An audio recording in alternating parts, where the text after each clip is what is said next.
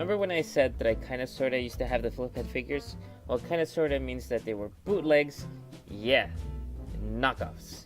I got them at Bargain along with the Megazord and Dragonzord in the original Japanese mold and stickers instead of the lightning bolts that we got here in the US, or just, you know, Power Rangers merch in general. They were pretty nice actually, and I don't remember they had the weapons, but they were almost identical to the ones that I just reviewed. You know, the re-releases. One of the only differences that I remember is that the chest emblem wasn't painted on, it was just a sticker and you could kind of see it and went out a bit. It's kind of thick. Either way, dollar stores are very common in my area, and the only place where I used to get legitimate figures and licensed figures was Walgreens, which had a decent toy section 14 years ago, and now, not really. Knockoff figures haunted me for the longest time. I really wanted to buy these, but you know, they're bootlegs, so you don't really want to buy them, because they're not going to last and they look pretty bad. So why spend money on bootlegs when you can, you know, actually buy the actual licensed stuff? But I gave in, and we're gonna take a look at them. So let's take a look at the Super Warrior figures. They come in packs of 4 or 5, and look at how amazing they look. All 5 of them. The logo has the Power Rangers font, and you can see the Overdrive Rangers. You can see red, black, and blue. Interesting. In the back you can see the logo again with more pictures of the Overdrive Rangers. You get a shot of how to put in the power coin in the Morpher, and a shot of the Red Zeo Ranger, which honestly, I'll get into that later. One thing to note is that they show a slightly different version of morphing compared to the flip head figures. We'll get into that later.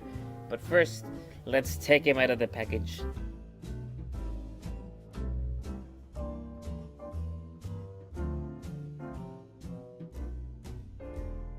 You get a red one, a blue one, a black one, yellow one, and a green one. No pink, because even in the bootleg world I can't get my hands on the pink flip head figure. Darn it. Just look at how amazing they look. Such beauty, much quality, so good, the best, and not really. If you haven't noticed, they're all the exact same figures but in different colors. The head sculpt is the Green Rangers, but in lower quality.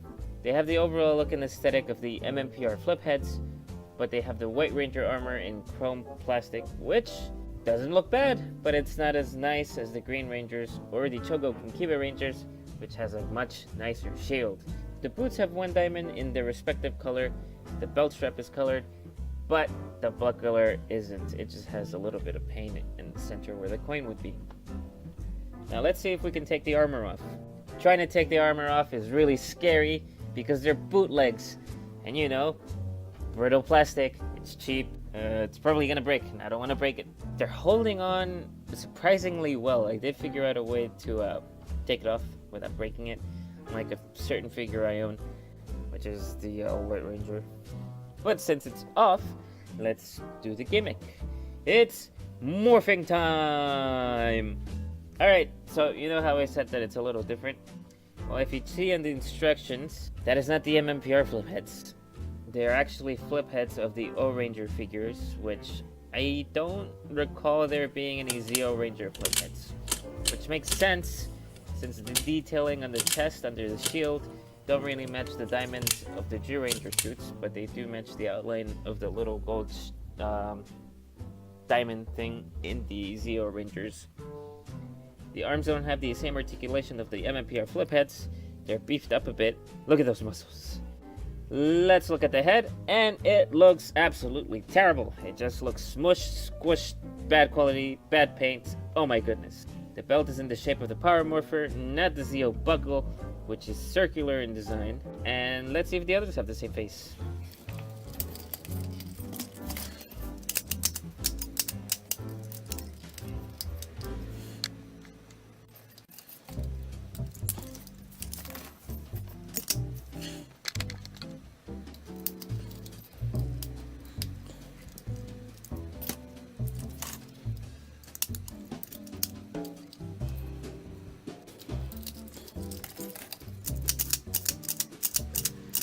And they do. It's just a pain in the butt to take off the armor. We have Billy, Jason, Adam, and Tommy. They're hard to identify.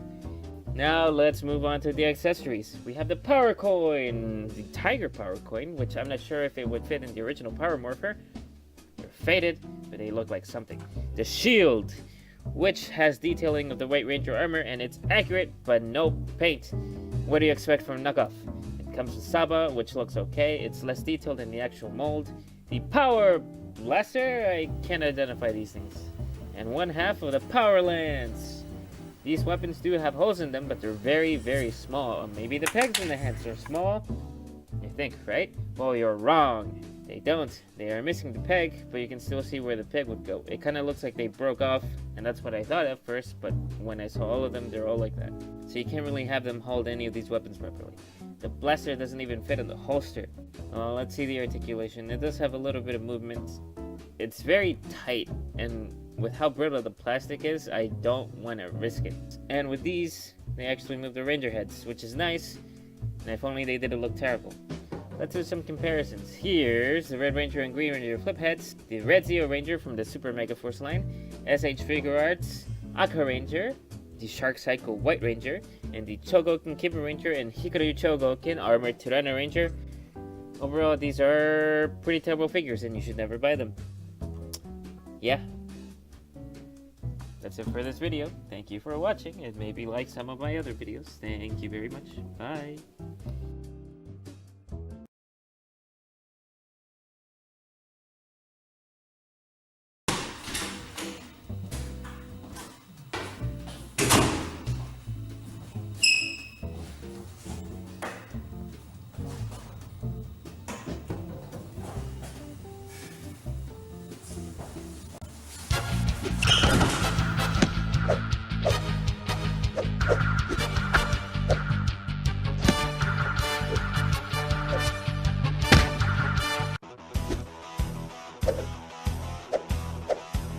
Time!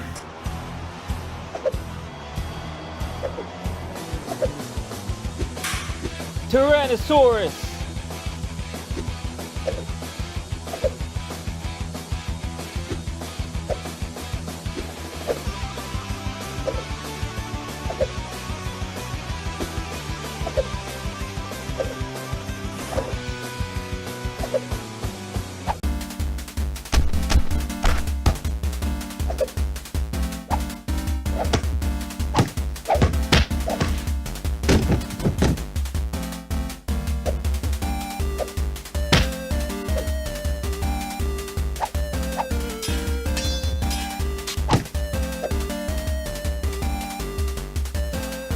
Look, it's Kimberly!